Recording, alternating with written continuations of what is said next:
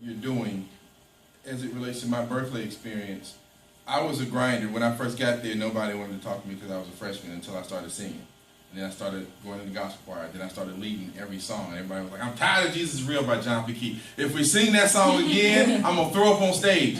But, you know, I always had favor. And so I started doing all these commercials. But what got me was when I started interning with PGD and working with all these record labels and marrying the real world with the academic world. Because as I'm the second African American honored at Berkeley next to Quincy Jones for all that I've done in the music business.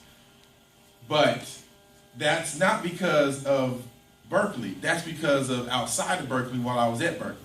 And so I got this experience that busted my bubble, which a lot of people kind of get caught up in that whole school days, school world, whatever, where you just kind of like, you stay in this bubble, this academic bubble, but you don't step outside and you don't kind of marry the two, right? You get all this book sense and you get all this practice and shedding, but you don't get to use it. So there's like time management skills, follow-through skills, organizational skills, all the stuff that I learned at Berkeley, which is top music school in the world, but they didn't teach me about finance. They didn't teach me about, you know, how to shut my mouth and not say I went to Berkeley, because a lot of people didn't go to Berkeley. So when you say you went to school, which is kind of like an Ivy League school, to people who got a job, you know, who had to work 10 years to get where you somehow got to, you don't realize how many people are smiling in your face and indirectly hating and waiting.